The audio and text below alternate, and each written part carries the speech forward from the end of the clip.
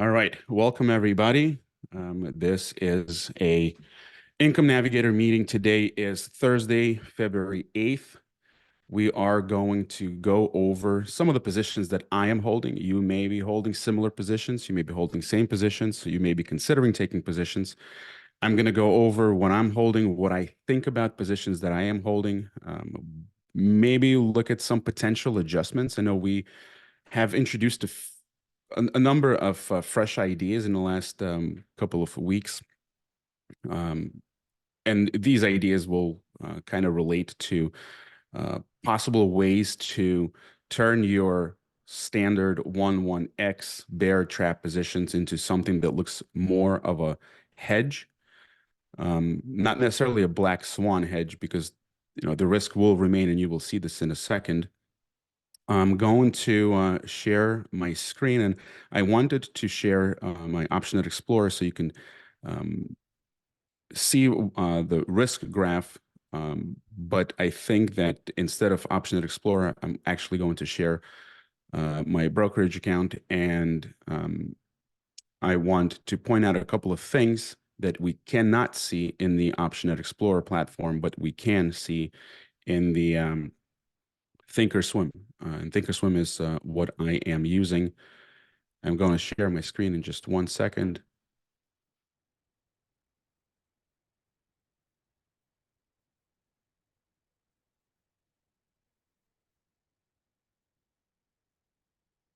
Right. I think that is it. Let me know if you can see my screen. And we are going to go through the positions. And I actually, I was going over my positions, and I was looking at, potential adjustments, what I can do with some of these positions. And I found a couple of interesting ideas. So I want to put this out there, and hopefully we will all be on the same page. And if you have any questions, there's a chat box. You know what to do with that. And I will try to get to and answer all the questions that you might have. So this is the Thinkorswim, and these are my positions in the XSP that I'm holding. As you can see, there are a number of positions in different expirations. And first thing I want to kind of just go over this page here and show you, these are the columns that I set up, and you can customize them any way you want. But basically what I did was I put the columns that are most useful to me. And these are obviously the quantity, days to expiration. Delta is really not as useful unless I close out the list of positions and just look at the net delta of my XSP positions. But once I collapse this group, which is this is what I called XSP 1-1X bear traps, and all the trades that I do, I just put them all in the same group. We have the delta, theta, also not very useful in this view, but kind of useful if you're just looking at your net Greeks. I have the trade price. I have what the current market, or what the mid price currently for each one of these legs of my 1-1X bear traps. I have the P&L percentage, and this is a pretty useful. It's not useful in this view, right? If I close everything out, this tells me nothing. But if I open this up, I can see what my P&L percent for each one of these legs. And then we have P&L open and P&L on the day. So the reason why I have the P&L percent, and it's specifically useful in this view, is because I can see that, for example, in the March 15th expiration cycle, I have a 112, which is a 10 lot here. And I can look at each one of these legs and to see how much has this specific option has lost of its value, right? Because with the 112 trades, if we're putting on a trade and we're just playing for the tail profit, the goal is to um, let the time run off the clock. All options will possibly decay to zero. They will all expire worthless, and we get to keep the initial credit that we collect up front. And in this example here, right, this is March 15th. I have the 455. That's my long leg. 448. That's my short leg. This is a put debit spread. And I can see that the long leg has lost 90% of its value. And there's 36 days left until expiration. My short leg of that put debit spread is has lost about 90% of its value, which is a plus 90%. This is a gain to me, right? I sold the 448. It's up 90%. That means 90% of its value is gone. And then the short naked puts at 390 strike, they have lost about 85% of their value.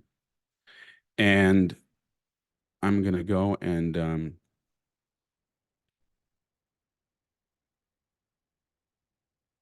we're going to go to Analyze tab, and I am going to select this one specific trade. This is the trade that we're talking about, March 15th. As we can see, I have several price slices here. I have plus 10%, minus 10%, which really doesn't do much for me, and minus 20%. And the reason why I keep minus 20% price slice is because when I set up new trades, I try to go um, as far out of the money on my naked short puts as I can, as close to 20% as possible. During the times of, lower implied volatility, 20% could be a stretch. Not always will be able to place our naked short puts as far as 20% under where the market currently is. And during times when volatility is normal, right, with VIX is at about maybe 18 or 19, 20% is not a far stretch. So I like to keep this price slice here at minus 20%. So when I go to set up a trade, I usually go and I look at where's my minus 20% price, which is currently at about 400 on the XSP. And I try to see if I sell two puts at 400 or 399, how much credit am I collecting? And then when I go to select my put debit spread, I try to set something up where I will meet my targeted tail profit. So with this trade here, we can see that the market right now is at 499.33. And one thing I wanted to point out, this is actually something that has been brought up several times, where we put on 112s and the market goes up and 2 weeks go by and the trade is barely showing any profit, right? And this is, I actually think that this is really useful, right? To just think about this. We have a put debit spread that we paid money for, and we sold naked puts to finance the put debit spread. Now we have to assume that not all options will decay at the same rate, but in this case here, we have a put debit spread that has lost its value much faster. Well, maybe I shouldn't say much, but definitely faster. It decayed faster than the naked puts, which is kind of working against us, right? If this was in reverse, where the naked puts were decaying faster than the value of the long put debit spread, we would have a much more profitable position than what we have right now. And you can see that with 36 days to go, if I go back to my Analyze tab, like I know that in this position, my max potential return is $510, right? That's what I collected up front, $510. But this position right now is worth about $320. We're very far away, right? We're at least 10% away from where the trap is. Yet this position is not showing us a P&L of $500, which normally is what we should see, right? The T plus zero line is getting pushed lower because the value of our long options, right? We're net long premium in this put debit spread. The value of the put debit spread is down more than the value of the naked puts. So therefore, we are not seeing what we, quote unquote, should be seeing under normal circumstances. And the best way to kind of understand why this is happening, and you will notice that very similar is happening across the board in all positions. This has something to do with the skew. Candy put something out about skew just the other day, and it makes a lot of sense. But skew could be viewed as a relationship between far out of the money option premium compared to closer at the money or at the money option premium in terms of implied volatility, right? How expensive are the farther out of the money options relative to at the money options? And when the skew gets high, right, this means that out of the money options are more expensive in implied volatility terms, not in dollar terms, but in relative terms. In terms of implied volatility, when the skew is high, that means that far out of the money options are more expensive than options that are at the money. Now, this could happen in one of two ways. One, it's because there's a lot more demand for further out of the money options than there are for at the money options, which will cause the skew to go up. Or if we are in a market like what we're seeing right now, I think that the market right now is just full of option premium sellers. So when everybody is selling premium that is closer at the money, right, that pushes the implied volatility for the options that are at the money down, and that makes the relationship between far out of the money and at the money options show a skew that is relatively high. So the skew can be high because there's demand for farther out of the money options, or it could be because there's very little demand for at the money options. And I think we are in a market where premium closer at the money is getting sold rather than premium farther out of the money being bought. And that's exactly why we're seeing that options that are closer at the money are losing value faster than options that are farther out of the money. And we can go from March 15th expiration to March 28th, where these two highlighted in blue, these two legs are the two legs of my long put debit spread. And you can see that these options have lost about 82% of their value, but my naked short puts, they only lost 75% of their value. Once again, closer at the money options are losing value faster than farther out of the money options. That's causing the high skew, and also that's not helping our positions. And we can look at, instead of March 15th, let's look at this is the 28th.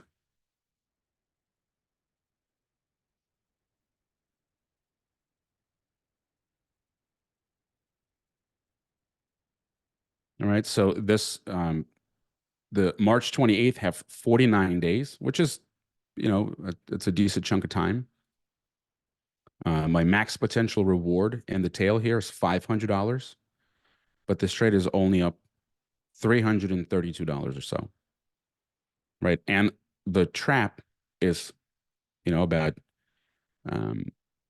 8-10% out of the money, which is pretty far I would expect that if premium was decaying at a normal pace, I think this trade would be a lot more profitable. But because volatility or implied volatility right now is relatively low, we're kind of seeing these risk profiles a little weird looking. So if you are in any 112s or whatever similar structure, just whatever the number of contracts you may be holding, and as the market is moving higher, and the time is passing, you're not seeing what you expect to be seeing. And this is exactly the reason why, right? So the premium closer at the money is getting hit harder than premium farther out of the money. And our positions are kind of held hostage a little bit. It's not a major concern because I think in the end, right, over the next 49 days in this position, I know that for as long as the underlying is going to stay above the long leg of my put debit spread, right, which is currently at 465 in the March 28th expiration cycle, as long as the underlying is above 465, at expiration, all options are going to expire worthless. I get to keep the $500 that I collected when I put this trade on. So it's just going to take a little bit longer, but in the end, it's inevitable, right? As long as we don't make any changes, we are going to keep what we collected up front. It's just a matter of how fast we get there. I could also say that um, sometimes we see our T+0 line goes above our expiration T+0 at expiration, right? This light blue line. And that's because if the market should start to push lower, right, but not crashing, but just trading lower towards the long put debit spread, what happens is we're seeing the opposite of what we're seeing in the markets right now, where the value of the put debit spread is starting to actually increase, right? Because odds of this put debit spread going in the money is going to increase, but the value of our short naked puts isn't really reacting too much to the move lower, and that will push our T+0 higher. So sometimes we are actually able to capture more profit than we would if we were to hold this position until expiration with 30 or 45 days before this trade expires. I don't think we're going to see that here unless we come down on the S&P somewhere into the area between 4,700 to 4,800. But we just have to play the hand we're dealt and not complain about it. So between the first two positions here, so we're looking at the March 15th, right? We have the short nakeds lost 85% of their value. And we have the March 28th, where we have the naked short puts, they've lost 75% of their value. A few things we could potentially consider here, right? Let's go to March 15th with 36 days to go. So this is what this position looks like. And here it's a couple of things that I look at here is number one, right? I have max potential reward here, and the tail is about $510. This position is up about $310, right? So there's about $200 more to be made, or $200 more to be made. And this trade is holding up about $4,700 of my buying power.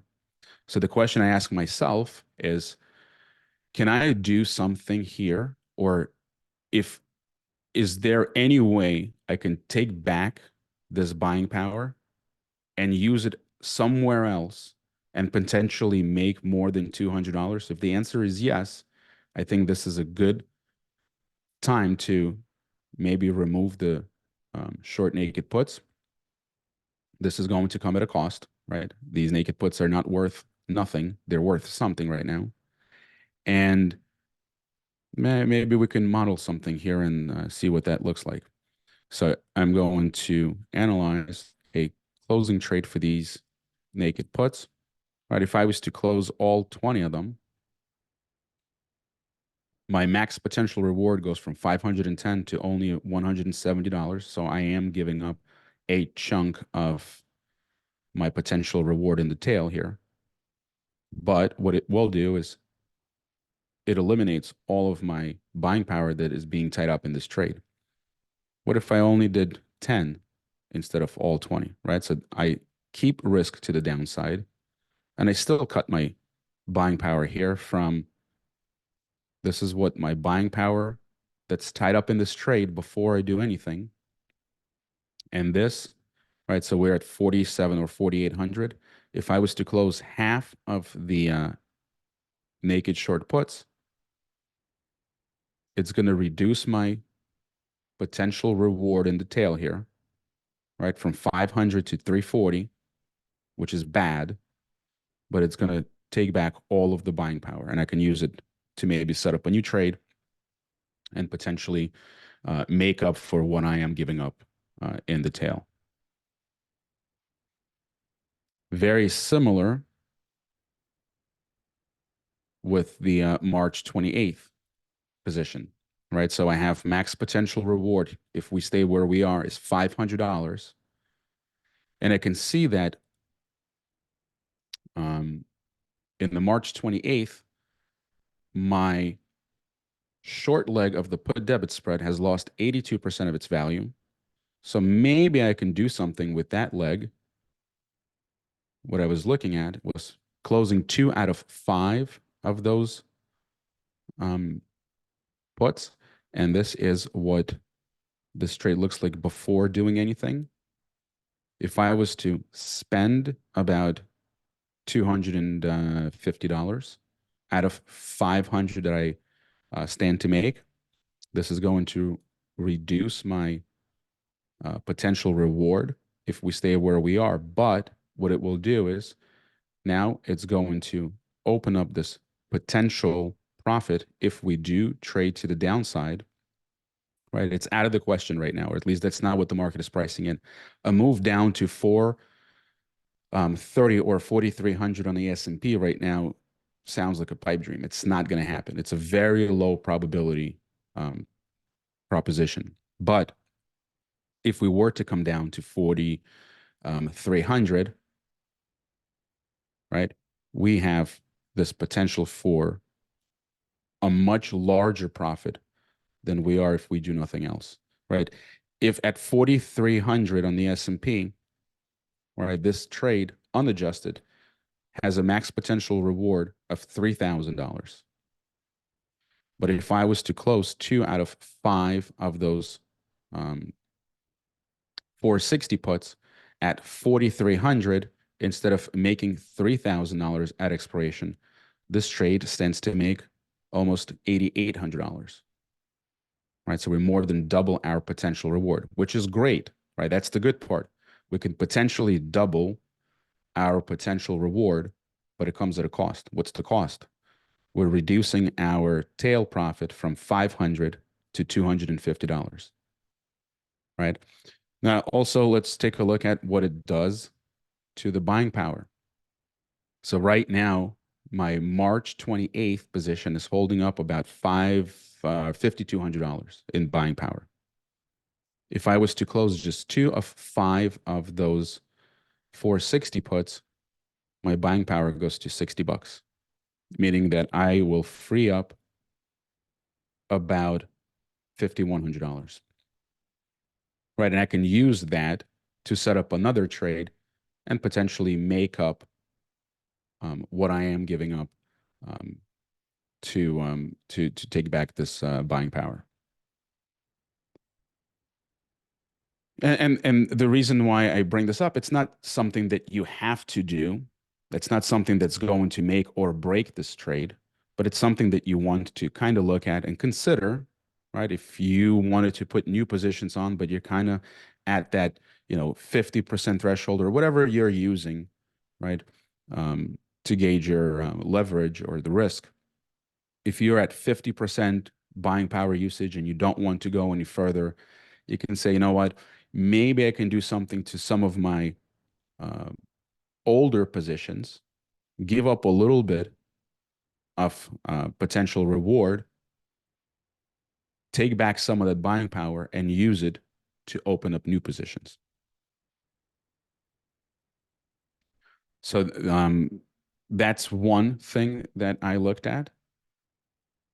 What I can also consider doing here, right? So if I was to buy to close two of the 460s and spend about $250 to do so, that leaves me with about $250 worth of potential reward here. If I said, you know what, and this trade has 50 days left, 49 days. I can say, you know what, for the next 50 days, I think I can use something that looks like a black swan hedge, right? So I would be willing to spend the rest of the $250 that is left to potentially be made in this trade to maybe close out some of those naked short puts. And let's see what that looks like, right? So I'm not going to buy all 10. Maybe I'll start with 5, right? So that's not a really a black swan hedge because we, you know, if we go down 20% and volatility spikes, T plus 0 line is not going to look as pretty, right? It's going to implied volatility will push this T plus 0 line way down. So maybe 5 is not enough. We can go up to maybe 7. If I close 7 out of 10, that leaves me with only $30 to be made if we stay where we are. So I stand to give up what I'm up right now and potentially only make $30 in the tail. But what this will do, if the market was to go down 20% in the next 50 days, right, this is going to be a very profitable position. And if we are at 4,000 on the S&P or lower at expiration, right, this trade has the potential to make somewhere, I don't know, maybe $10,000, $11,000. And if we pin 4,000 on the S&P, this trade could make almost $15,000 in profits. So that's all good, right? But there's also a trade-off, right? What's the bad part? The bad part is that we're giving up all of the tail profit that we had collected up front in exchange to have this a hedge, if you will. And this will serve as a hedge, and this will also, right, we can look at what will this do for all of my positions combined. So this is what the risk profile looks like. And it looks really weird because I have positions across several expiration cycles. This is what the risk profile looks like. I'm currently tied up with about $50,000 in buying power between all the positions. So if I was to use the March 28th position as a sacrifice to put on some kind of a to make an adjustment to make this trade look something like a black swan hedge, right? This does not solve all of the problems that this portfolio of 112 bear traps is going to have, but you can see that my buying power requirement here goes from 50,000 to 38. So I will unlock about $12,000 in buying power. So I'm giving up about $500, but I'm taking back $12,000 in buying power. Now, if you think you have a way to use the $12,000 that you're going to free up here to generate more than $500 that you're giving up to do so, then that's a good trade. Or that's at least something that's worth seriously considering.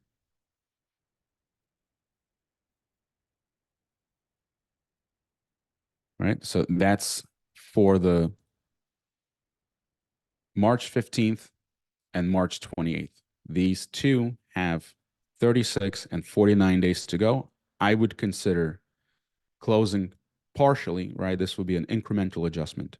And the reason why I like using XSP is because XSP is 1/10 the size of SPX, which means that if I did the trade in March 15th expiration in SPX, instead of doing 10 XSPs, I would only do one SPX. And if I only did one SPX, I can't close, you know, 3 of 10 or 7 of 10 of any of these legs. If I only have one contract, I'm either in or I'm out, right? So there's no incremental adjustments if you're just trading one contract.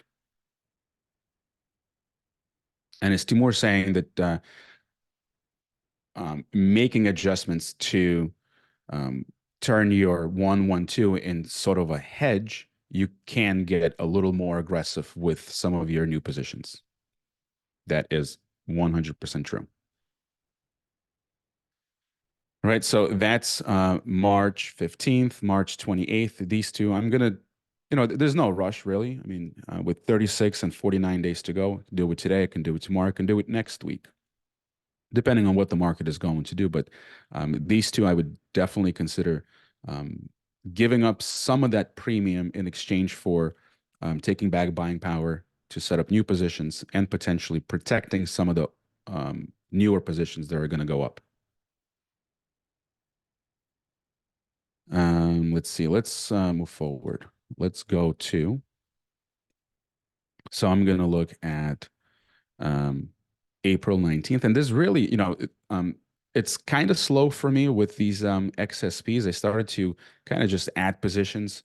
I try to do it at least once a week between different expirations, but they all started with 90 days or more until expiration. So it definitely will take a little bit until some of the older trades start to come off.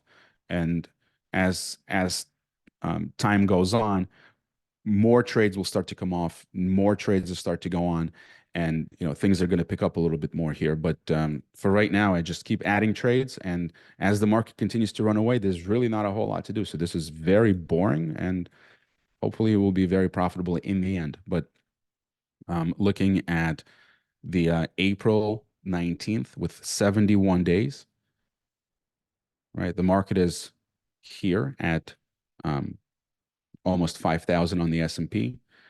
The trap is at least, or it's 8% or 10% out of the money. What are the odds we go down 10% in the next 70 days? That would be a fair question, but we can use maybe the deltas to kind of give us an estimate, right? So if we look at April 19th expiration and where is the long leg of our put debit spreads? And that is at 465, right? That's a currently delta of 12. What does that mean? Right? A delta of 12 indicates that there is about a 12% probability that this 465 put is going to be in the money at expiration. With 71 days, there's a lot of time. So things can change, right? This is not a this is not written in stone. Like this can change. If implied volatility is going to increase, so will the delta on the 465 put. If the price goes down, right, the odds of 465 going in the money is going to increase, and so will the delta. So, it's not static. It's going to change. But for right now, based on current implied volatilities, right, there's only about a 12% chance, which kind of tells me that there's about a, let's call this an 85% chance that this trade is not going to see the bear trap, so that we're just going to collect what we took up front. And in this position, this has a tail of $900, but I got to wait 70 more days to make another $600 in this trade. Very slow and very boring, I know, but um, that's part of the business. And one more thing I wanted to look at. So let's see this April 19th, right? Again, we're going to go back and we're going to look at the P&L percent column. So I have the 465, 460, and these two options have lost almost 70% of their value, but the short naked put only lost 55% of the value. Again, options closer at the money are getting hit harder than options further out of the money. So this position, just like all other positions, is kind of held hostage a little bit here. Nothing to do in a trade like this. I mean, I think it may be a little early to consider doing anything. We can look to see, if I wanted to do something. So this trade takes up about $9,600 in buying power. What if I, maybe we'll look at closing some of the short leg of the put debit spread. And I'm not going to close all 10, but let's see if I just closed maybe 5. Right, closing 5, I'm not only giving up everything I collected up front, I'm actually going to be at a loss of $60 if I was to hold this until expiration and the price remains above the long leg of the put debit spread. But this will take back all of the buying power that is currently tied up, and it will provide a really nice hedge against a move to the downside to the tune of 10 to 20%. So that's something to consider. I mean, if you think there's a good chance, and we just talked about this, the probability of the market going down to 4,500, right, is like 10%, right? It's very unlikely. But if you think that implied volatility is mispricing right now, the potential move that we're going to see by, end of April, if you think the market can move a lot more than what current implied volatility is suggesting, then this could potentially be a good way to adjust this trade and turn this into more of a hedge than an income trade. You're giving up your potential reward in the tail. You're picking up a nice hedge that could potentially protect some of the positions that you may be putting on this week, next week, and over the next month or so. I don't think I'm going to do anything with this trade just yet. Just going to kind of hold it and, we'll see what happens. But not a whole lot of hope for the trap, given that right now there's only about 85% probability that we're going to be somewhere in the trap at expiration. Moving forward, April 30th, right? I have a couple of positions here, but what do I have here? I have a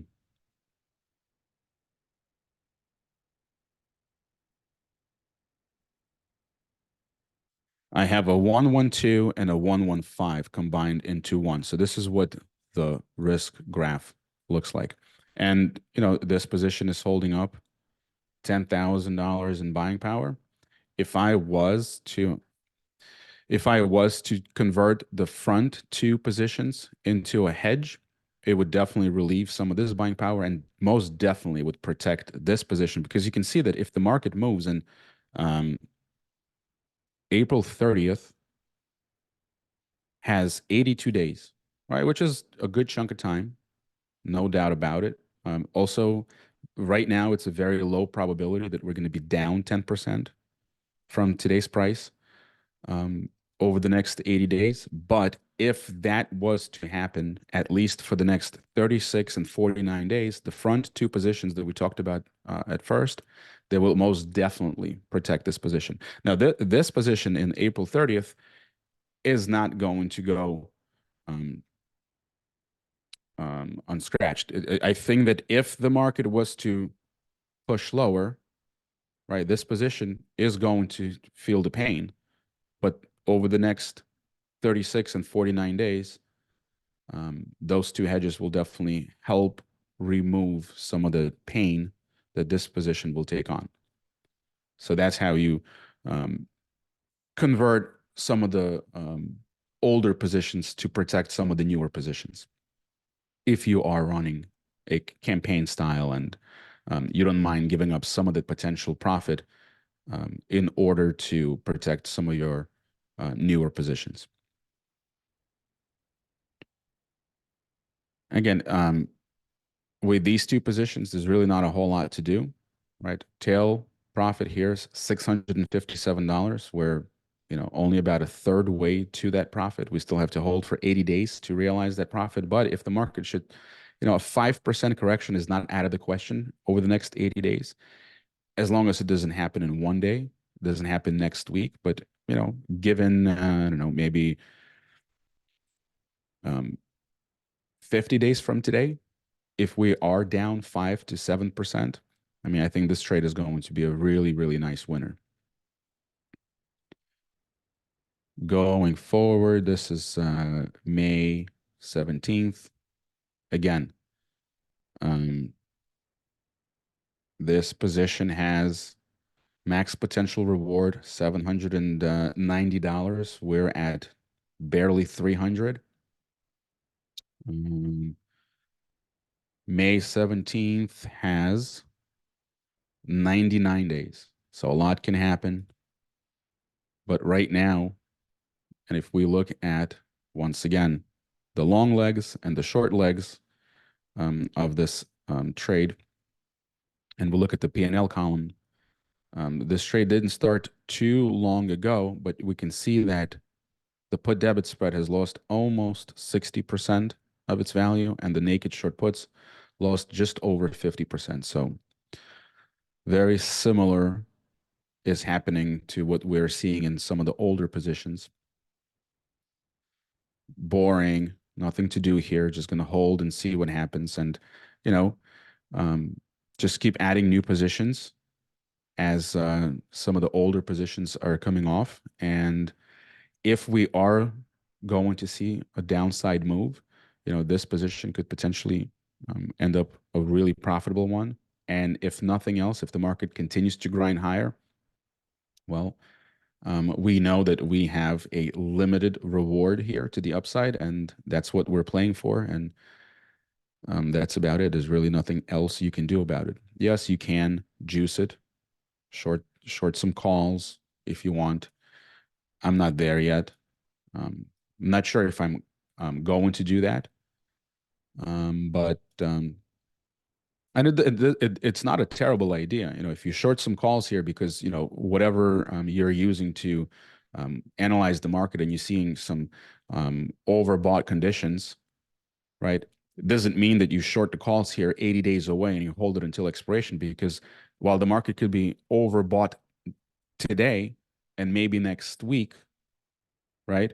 But 80 days from now, we could be much, much higher than where we are today. So if you are shorting calls here because of your overbought conditions, you have to keep monitoring those conditions. And if you sold a call for maybe $5 and 2 weeks goes by and now that call is worth 280, you got to take it off. Right. So you can kind of scalp around your core position. That's not a terrible way to play it. But if you want to be, like a machine, you can't just short calls and hold it for the next 80 or 90 days just because you're seeing some overbought conditions today. And the next one, and this is the most recent position that I put on, this is in the May 31st expiration with 113 days to go. Right, this one is a little bit closer. The trap is a little bit closer because we just put this on, like, I think yesterday or day before. Max potential reward is 730. This position is holding up about $16,000 in buying power. Really nothing to do. It's a very slow, and actually this position is showing a loss. Even though I think the market is higher from where this trade started, but again, we don't really want to get too attached at looking at P&L on a day-to-day basis and worry about positions that may be showing losses early on, because as time goes, we know that as long as we don't push deep into the trap early on, if we remain where we are or if we trade higher from here, eventually everything is going to expire worthless, and we'll keep the credit that we collect up front. So these are my positions in the XSP. We can look at the ES positions.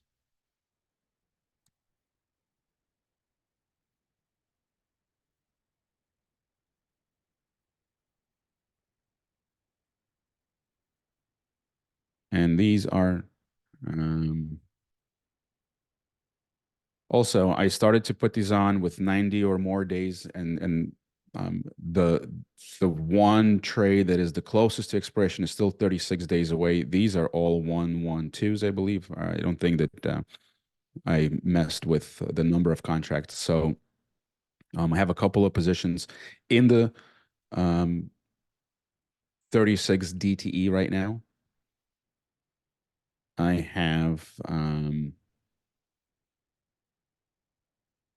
one position with 49 days to go, one position with 71 days to go, 82 days, 99 days. I have two positions there. So I'm just kind of adding, and when I am adding positions in the same expiration cycle, I try to set it up in a way where my options or my strikes don't overlap, right? But I guess we can look at the combined uh, risk graph, and it's like a one big 112, but kind of smooth because we have different expiration cycles involved. We want to look at these individually.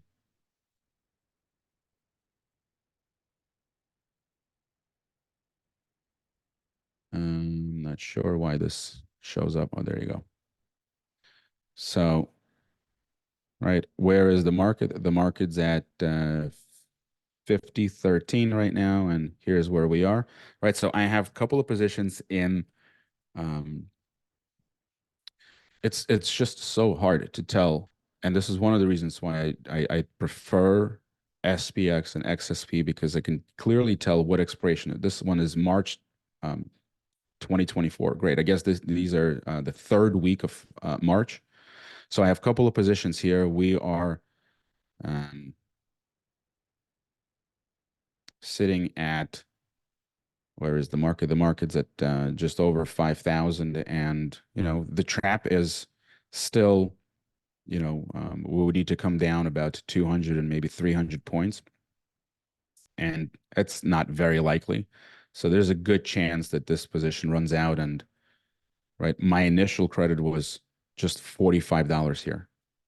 Um, this could be looked at kind of a hedge, not really though, because if the market goes down pretty fast, right, this isn't hedging anything.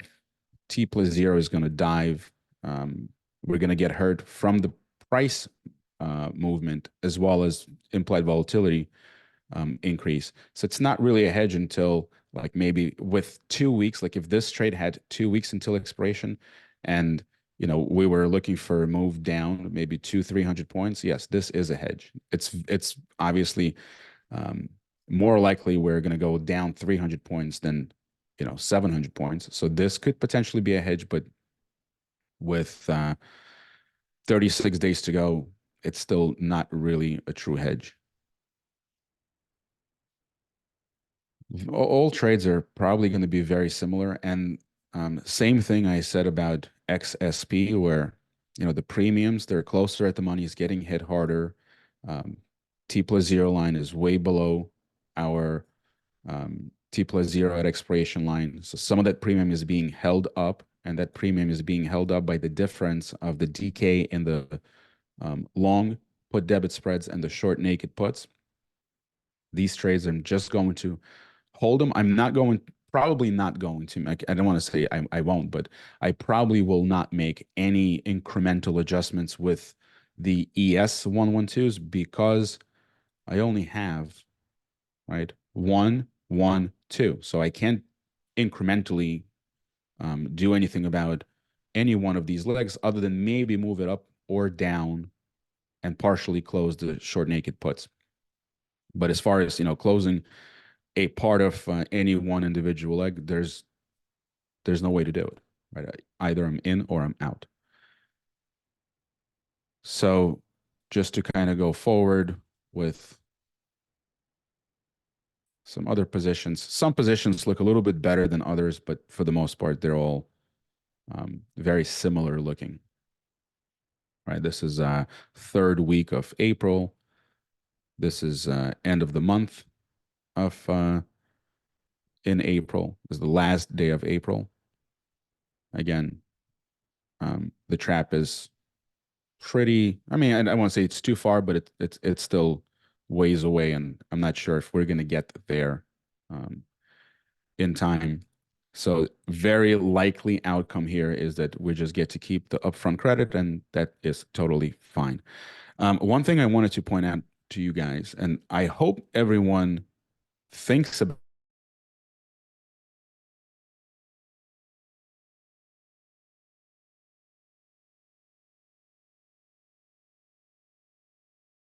in the futures. Um, the futures,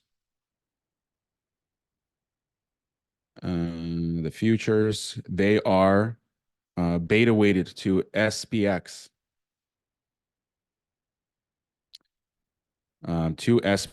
and this is what this would look like.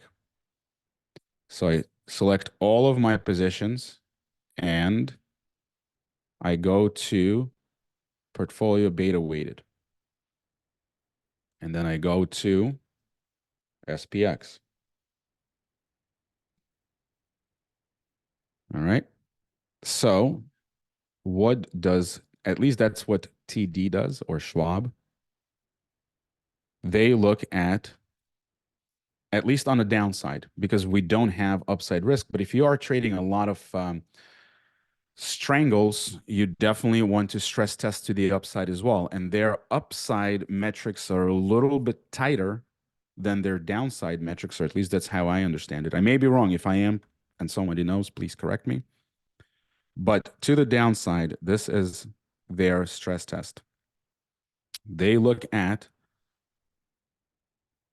two things. They look at the price slice, right? This is all of your positions beta weighted to SPX.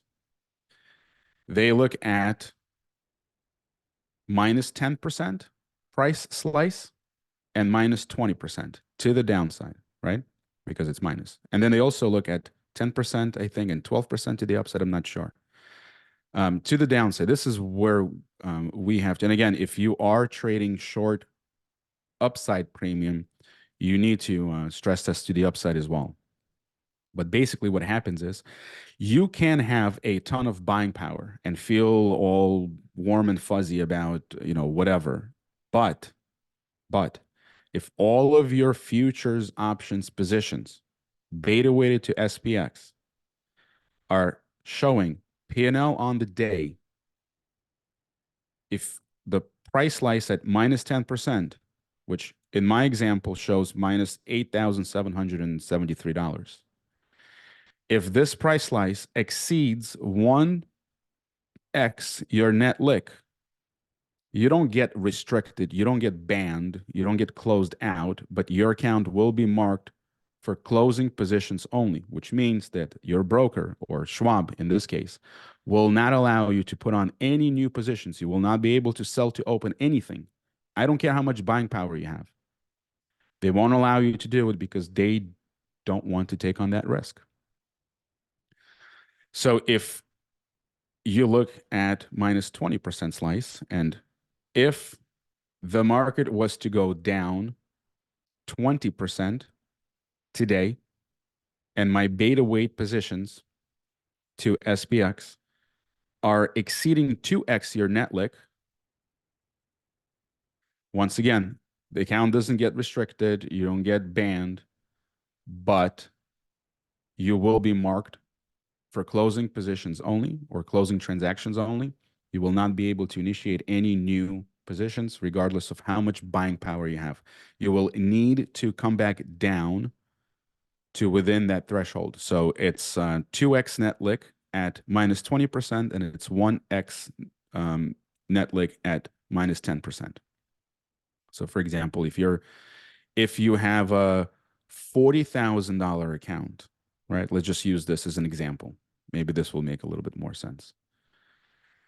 If you have a $40,000 account and you take all of your future options and you beta weight to SPX and you put your price slice to minus 20% and you're showing $92,000 loss in the $40,000 account, you are exceeding that minus $80,000 threshold for the broker to be able to allow you to put on new trades, take on more risk, right? They'll want you to be within 80,000 loss on the day in order to continue to put on new trades.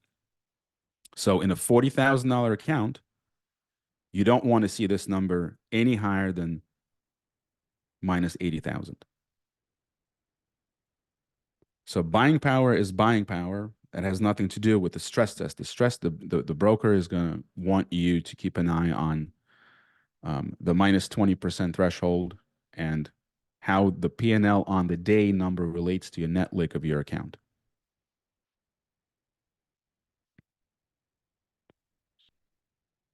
All right, let's see what we got.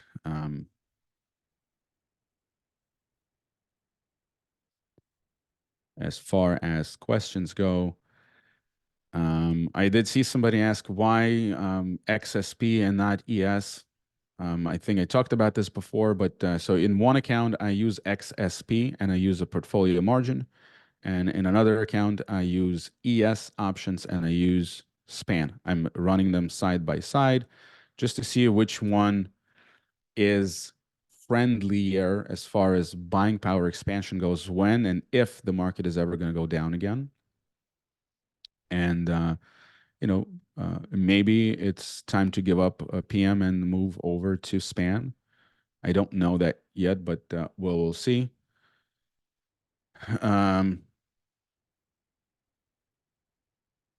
Craig is saying, can you say the stress test again? I'm not 100% sure. So if you go to Discord and you go into Income Navigator general forum, there is a post that I made with their guideline as far as, or yes, Candy just posted this above, two thresholds, 10 and 20% drawdown, and they look at your P&L on the day, and it cannot exceed a certain multiple of your net lick of your account.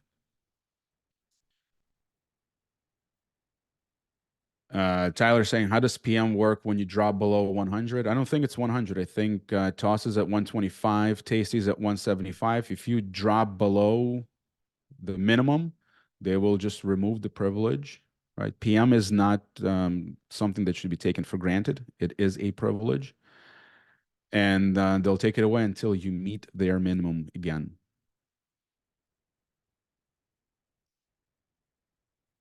Your buying power, right? You can go buying power to 0 means that you don't have any more buying power, but your net lick has to stay above their minimum, which is 125 for Toss and 175 for Tasty.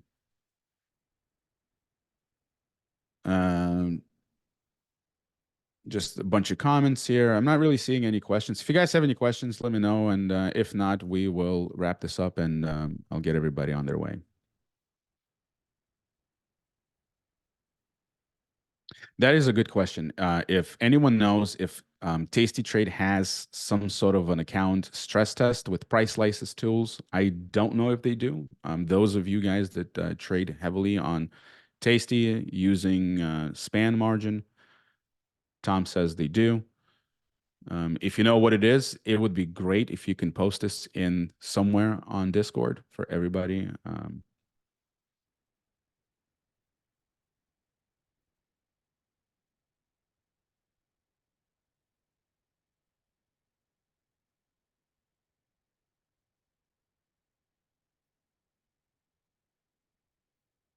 All right. I think that this is it. We're going to wrap this up. I hope that you are taking something away from what we discussed today. If you do have some follow-up questions, please feel free to post on our Discord. We'll try to get to all sorts of different topics and keep this conversation going. Other than that, I thank you for your time, and I will see you on Discord. Have a good day, everybody.